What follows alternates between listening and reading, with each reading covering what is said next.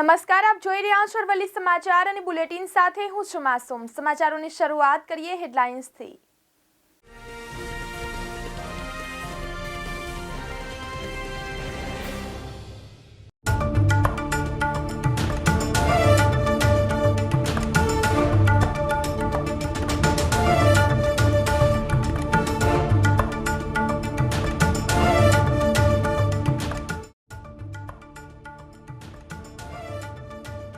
બોર્ડની પરીક્ષા ધોરણ 12 સાયન્સની બોર્ડની પરીક્ષા માટે 1.30 લાખ વિદ્યાર્થી નોંધાયા।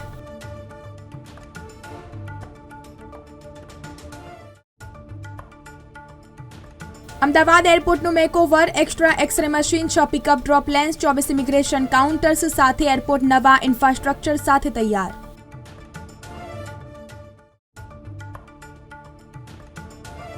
તાપમાન માંડ અડધો ડિગ્રી ઉતરી 17.8 છતાં ઠંડીનું જોર યથાવત। રાત્રિનો પારો 17 થી 19 ડિગ્રી વચ્ચે રહેવાની વકી।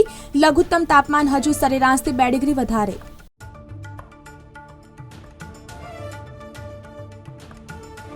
ટ્રેન વ્યવહાર પ્રભાવિત થશે। સુરત કોસંબા વચ્ચે કામગીરીથી ઘણી ટ્રેનો પ્રભાવિત થશે।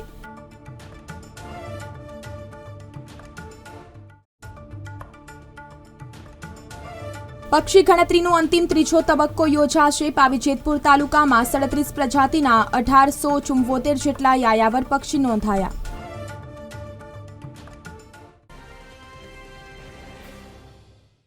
સમાચારોમાં વાત કરીએ તો માર્ચ 2024માં ધોરણ 12 વિજ્ઞાન પ્રવાહની બોર્ડની પરીક્ષા માટે ઓનલાઈન ફોર્મ ભરવાની છેલ્લી તારીખ પૂરી થયા બાદ 1.30 લાખ જેટલા વિદ્યાર્થીઓએ પરીક્ષા માટે ફોર્મ ભર્યા છે। બોર્ડ દ્વારા આવનારા દિવસોમાં સત્તાવાર આંકડા જાહેર કરાશે। હાલમાં જાહેર કરેલી વિદ્યાર્થીઓની રજીસ્ટ્રેશનની સંખ્યા ગયા વર્ષ કરતાં 3000 જેટલા વધારે છે। આવનારા સમયમાં ધોરણ 10ની બોર્ડની પરીક્ષા માટે રજીસ્ટર થયેલા વિદ્યાર્થીઓની સંખ્યા જાહેર કરાશે। સુરત વડોદરા રેલવે ડિવિઝનમાં હથુરણ કોસંબા વચ્ચે રેલવે ક્રોસિંગ નંબર 161 પર રેલવે ઓવરબ્રિજની કામગીરીને પગલે બ્લોક લેવામાં આવશે, જેના કારણે કેટલીક ટ્રેનો પ્રભાવિત રહેશે। ટ્રેન નંબર 19202 પોરબંદર સત્રાગાછી તેમજ રીશેડ્યુલ કરાશે અને પોરબંદરથી 2:15 કલાક મોડી ચાલશે। ટ્રેન 12656 MGR ચેન્નઈ અમદાવાદ સુરત અને કિમ સ્ટેશન વચ્ચે 1.15 કલાક મોડી દોડશે। બીજી તરફ વાત કરીએ તો ગુજરાત શિક્ષણ બોર્ડ દ્વારા ધોરણ 12 સાયન્સમાં 3 વિષયોની પ્રાયોગિક પરીક્ષા માટેના પ્રશ્નપત્ર પરિરૂપ તૈયાર કરવામાં આવ્યો છે। બોર્ડ દ્વારા તજજ્ઞો પાસેથી પ્રશ્નપત્ર પરિરૂપ તૈયાર કરીને સ્કૂલોને મોકલી આપવામાં આવ્યા છે। ધોરણ 12 સાયન્સની આગામી પરીક્ષામાં આ પરિરૂપના આધારે પરીક્ષા લેવામાં આવશે। વિદ્યાર્થીઓને અત્યારથી જ પરિરૂપ મળી જતા તેમને પરીક્ષા માટેની પૂરતી તૈયારી કરવાનો સમય મળી રહેશે। પાવી જેતપુર તાલુકામાં પક્ષીની ગણતરી થતા 37 પ્રજાતિના 1874 જેટલા પક્ષીઓ નોંધાયા હોવાનું જાણવા મળે છે। પ્રાપ્ત માહિતી મુજબ છોટાઉદેપુર જિલ્લો અને તેમાં પણ પાવી જેતપુર તાલુકો વન્યજીવો અને પક્ષીઓથી સમૃદ્ધ છે। અહીં વિવિધ જળસ્ત્રાવ વિસ્તારો આવેલા છે, જેમાં સુખી ડેમ જળસ્ત્રાવ, ઓરસંગ, ભારજ અને સુખી નદી કાંઠે તથા ભાભર ડેમ વગેરે જેવા પાણી વહેતા વિસ્તારો આવેલા છે। આવા નૈસર્ગિક સંપત્તિથી ભરપૂર સાનિધ્યને માણવા મોટી સંખ્યામાં વિદેશી પક્ષીઓ શિયાળાની ઋતુમાં અહીં આવી પહોંચ્યા છે। હાલમાં ચાલતી રાજ્યવ્યાપી પક્ષી ગણતરીના બીજા તબક્કામાં પાવી જેતપુર તાલુકામાં 37 પ્રજાતિના કુલ 1874 જેટલા પક્ષીઓ યાયાવર નોંધાયા હોવાનું જાણવા મળેલ છે, જેમાં બ્રાહ્મી બતક, રાજહંસ, નટકો તેમજ ચમચો, નાની ડૂબકી, રાજીઓ, સર્વગ્રીવ, નાનો બગલો, મોટો બગલો, ઢોર બગલો તેમજ કલકલીધો, ઢોંગ, કાકણસાર, ભગવી સુરખાબ, તુતિયાલી બતક, ગજપાવ તેમજ ભવતળું, જળમરઘી, ટીટોળી, પીરક, સમડી તેમજ રીવરટણ તેમજ ચાશ, દૂધરાજ તેમજ હુદહુદ, બીટર અને બાયાસ્ટેલ વગેરે જેવા વિવિધ પક્ષીઓ ગણતરીમાં નોંધવામાં આવેલા છે। શહેરના તાપમાનમાં સામાન્ય ઉતાર ચઢાવ વચ્ચે ઠંડીનું જોર યથાવત છે। આગામી 2 દિવસ તાપમાનમાં સામાન્ય રહેશે, જેને લઈને ઠંડી ખાસ વધશે નહીં। ડિસેમ્બરમાં સામાન્યથી ઠંડી 1 થી 2 ડિગ્રી ઓછી રહેશે તેવી આગાહી હતી, જે મુજબ સરેરાશથી લઘુત્તમ તાપમાન 1 થી 2 ડિગ્રી વધારે જ રહ્યું હતું। હવામાન વિભાગના જણાવ્યા અનુસાર મંગળવારે સુરત શહેરનું લઘુત્તમ તાપમાન 32 તેમજ મહત્તમ તાપમાન 32.4 ડિગ્રી અને લઘુત્તમ તાપમાન 17.8 ડિગ્રી નોંધાયું હતું. ગઈકાલની સરખામણીમાં મહત્તમ તાપમાનમાં 0.2 ડિગ્રીનો ઘટાડો અને લઘુત્તમ તાપમાનમાં 0.4 ડિગ્રીનો વધારો થયો છે. વાતાવરણમાં સવારે ભેજનું પ્રમાણ 86% અને સાંજે 53% નોંધાયું હતું. ઉત્તર દિશાથી 5 કિલોમીટરની ગતિએ પવનો ફૂંકાયા હતા. નોંધનીય છે કે ડિસેમ્બરના અંતિમ અઠવાડિયામાં ઠંડીનો પારો 17 થી 19 ડિગ્રી વચ્ચે રહેવાની સંભાવના છે. એટલે ઠંડી સામાન્ય જ રહેશે. ચાલુ સિઝનમાં 17.4 ડિગ્રી સુધી સિઝનની સૌથી વધુ ઠંડી નોંધાઈ હતી. મહત્તમ તાપમાનમાં 0.2 ડિગ્રીનો ઘટાડો અને લઘુત્તમ તાપમાનમાં 0.4 ડિગ્રીનો વધારો થયો છે. વાતાવરણમાં સવારે ભેજનું પ્રમાણ 86% અને સાંજે 53% નોંધાયું હતું. ઉત્તર દિશાથી 5 કિલોમીટરની ગતિએ પવનો ફૂંકાયા હતા. નોંધનીય છે કે ડિસેમ્બરના અંતિમ અઠવાડિયામાં ઠંડીનો પારો 17 થી 19 ડિગ્રી વચ્ચે રહેવાની સંભાવના છે. એટલે ઠંડી સામાન્ય જ રહેશે. ચાલુ સિઝનમાં 17.4 ડિગ્રી સુધી સિઝનની સૌથી વધુ ઠંડી નોંધાઈ હતી. અમદાવાદના ગૌરવ સમાજ સરદાર વલ્લભભાઈ પટેલ ઇન્ટરનેશનલ એરપોર્ટ કેટલાય સુધારા વધારા અને નવીન વિક્રમ સર્જનો સાથે રાષ્ટ્રીય આંતરરાષ્ટ્રીય સ્તરે ચર્ચાના કેન્દ્રમાં રહ્યું છે.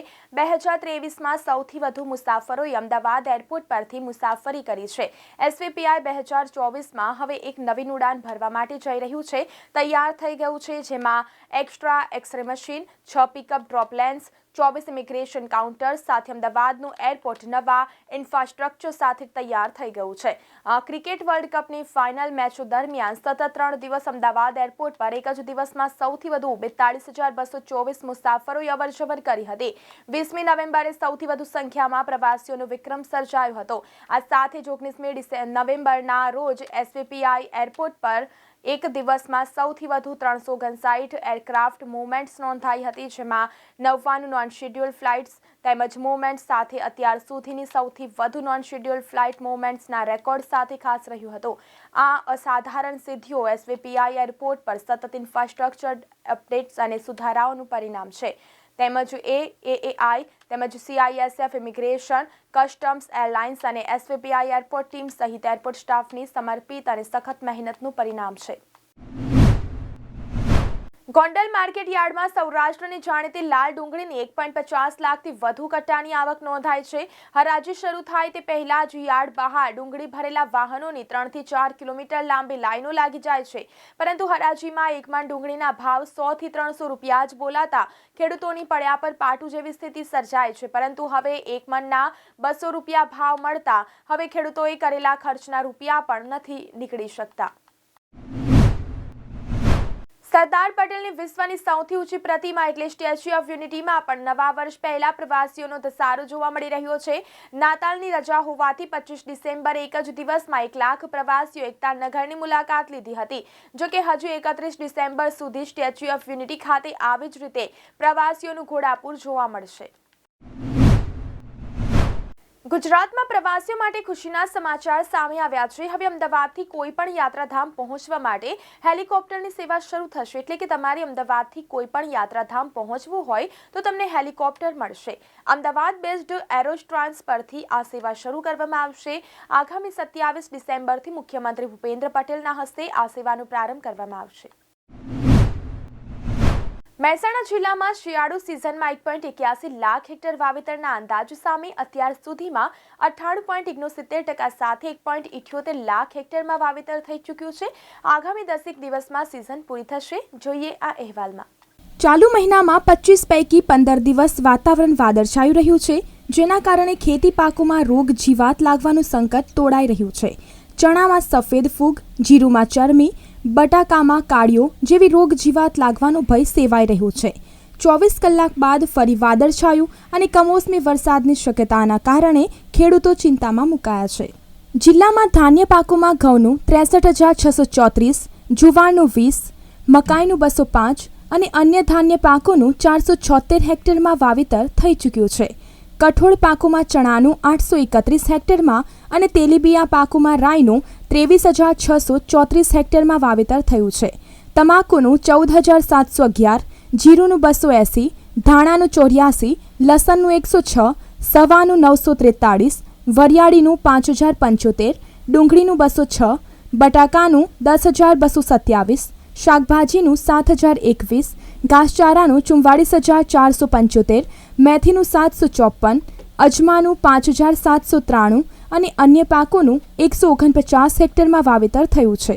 10 તાલુકામાં અંદાજ સામે થયેલી વાવણી પર નજર કરીએ તો જિલ્લો અંદાજ વાવેતર ટકાવારી બહુચરાજી 96.70, જોટાણા 91.44, કડી 90.67, મહેસાણા 112.73, વિજાપુર 100.37, ખેરાલુ 99.81, સતલાસના 100.89, ઊંઝા 82.17, વડનગર 94.24, વિસનગર 101.3, કુલ 98.69.